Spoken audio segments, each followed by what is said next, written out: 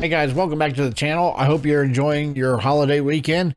We're going to be talking about New World because I'm constantly asked on my channel what I think about New World and why I'm not playing it and if I bought it or not. And I'm going to flat out tell you that I haven't bought it.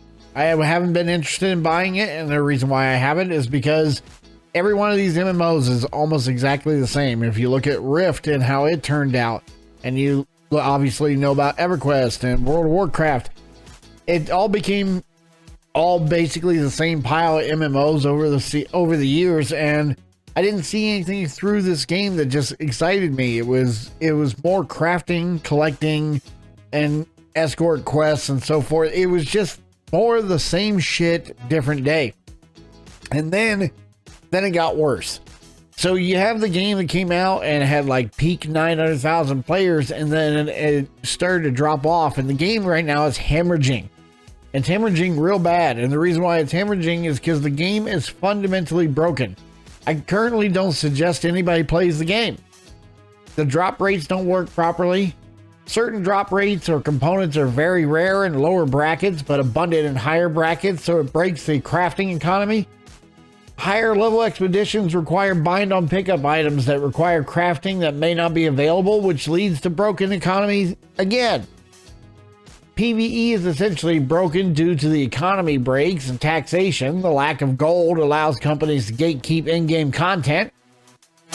And then in PvP, there are lag exploits caused by AoE that have been nerfed into the ground, so decent damage in PvP just results in high particle lag.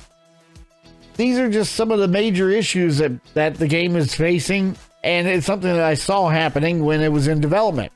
To top things off, we find out that the actual game is run client side. So there's a major exploit in the game. The current build of the game can be placed inside of a windowed resolution, and then you can move that window around to become invincible. That's right, I said invincible. That means that the client side is absolute. This leads to any number of exploits that will be available or hacked coming in the future of the game. Given the game is released in this condition, they would have to redevelop it and either to fix it. I don't see that happening anytime soon. The game also suffers from the same issue Anthem had, which is numerical values are wrong. Something that says 30% increase, sometimes as low as 7%. This has not and continues to not be fixed in the game. Game reporting exists, allowing people to get someone suspended to help it win wars or just to troll somebody.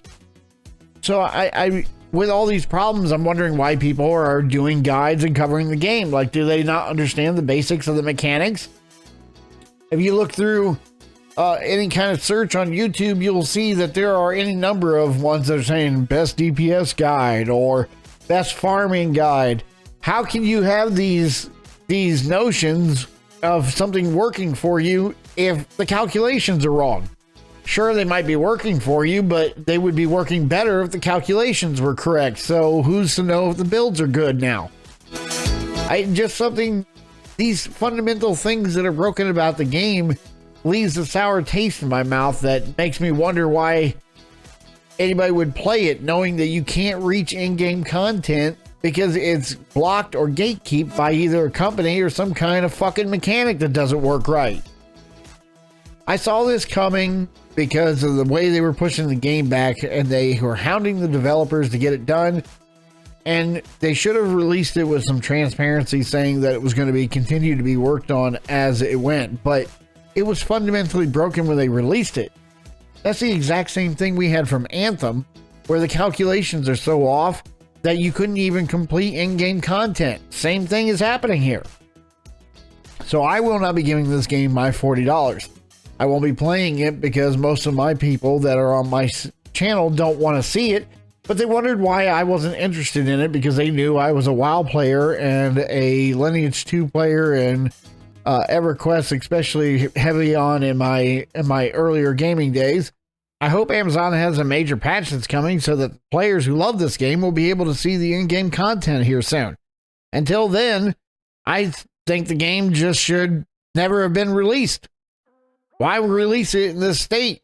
Just because the people wanted it and because they promised a date and because they were worried about backlash if they pushed it back again?